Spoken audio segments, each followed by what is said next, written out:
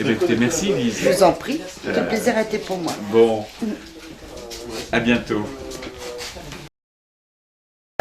Donc, ce roman populaire est un roman qui nous a passionnés parce qu'il est très bien écrit. Et alors, comment est-ce qu'il a été écrit alors? Il a été écrit, c'est pas facile d'écrire. Non. Hein, ça se fait pas. C'est-à-dire qu'en fait, j'avais pris des habitudes d'écriture depuis le temps. Et c'était des habitudes d'écriture où bon, j'écrivais comme ça venait, quoi. Enfin, c'était comme ça.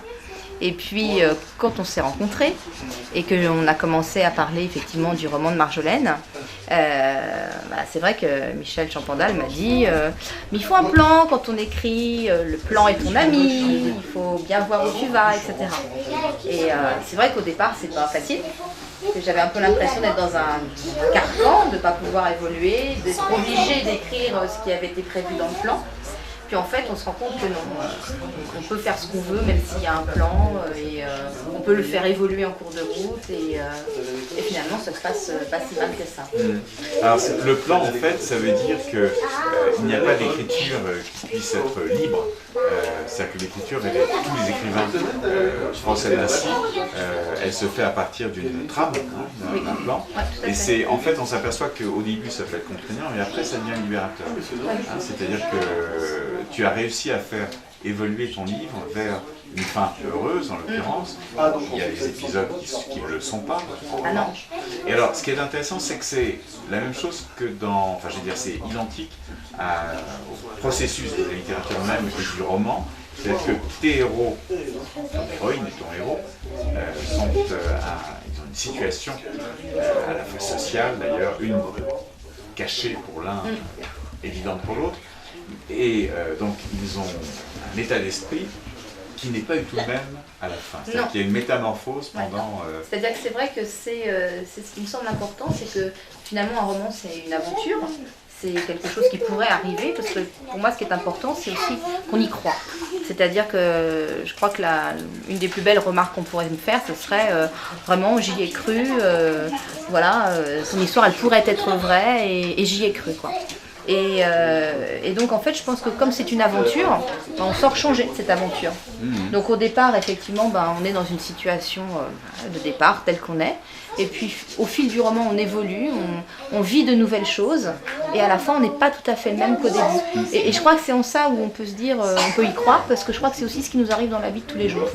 Face aux situations qui peuvent s'imposer à nous de gré ou de force, Donc ça voudrait on évolue. Ça voudrait dire, pour aller dans le sens de ce que tu viens de dire, qu'un roman ça aide à vivre aussi. Un bon roman. Peut-être. C'est vrai que si ça peut illuminer un petit peu le quotidien de certains lecteurs, ça peut être vraiment génial. Et si ça peut aider les hommes ou les femmes de comprendre. Au mieux se comprendre, ça serait superbe aussi. Alors, il y a des moments forts dans ce livre, il y a des moments clés, il y a des moments où le destin bascule. Et alors, ce qui nous a énormément plu, c'est, je me rappelle d'une certaine Natacha que tu avais rencontrée, parce que Karine est venue nous rencontrer dans notre comité de lecture, et elle avait rencontré une certaine Natacha qui avait trouvé que ce qui était frappant, c'était ce sens d'une écriture visuelle. C'est-à-dire que tu as une écriture en fait qui pourrait être transcrite au cinéma, s'il y a des producteurs qui nous écoutent, n'hésitez pas.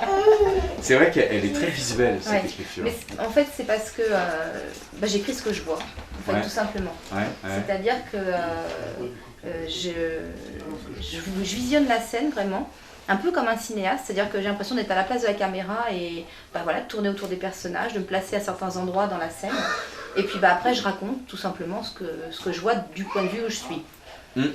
Alors ça peut être aussi un changement de point de vue au niveau des personnages. C'est-à-dire que c'est pas forcément un point de vue extérieur. Ce que j'aime beaucoup aussi, c'est rentrer à l'intérieur des personnages, puis dire à ce moment-là, voilà ce qu'elle ressent, voilà comment lui il interprète plutôt ça. Voilà. Et en fait, ce dont on s'est aperçu, dans le comité de lecture, c'est que ce roman sentimental, dit littérature populaire, en fait était tout aussi intéressant que les autres romans. C'est-à-dire les romans qui sont sont plutôt marinés de Gallimard, parce que en fait, ce qui est intéressant, c'est qu'il y a non seulement une histoire, mais il y a aussi une psychologie des personnages.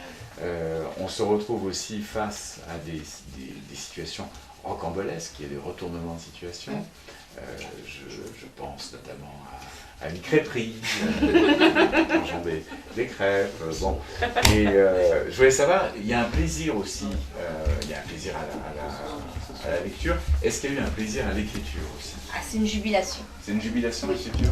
C'est-à-dire que c'est pas forcément toujours jubilatoire, il y a des moments où c'est même désespérant, mais quand il y a une scène qui fonctionne et qu'on la relit, alors là c'est bizarre parce qu'on n'est plus du tout dans le rôle d'un auteur qui serait dans l'autocritique, etc. Mais brusquement je bascule dans le rôle du lecteur-spectateur de ce qui est en train de se passer. Et si la scène est bonne, je me dis waouh, enfin, s'il se passe vraiment ça comme ça, c'est trop génial, enfin, ça on s'y attend.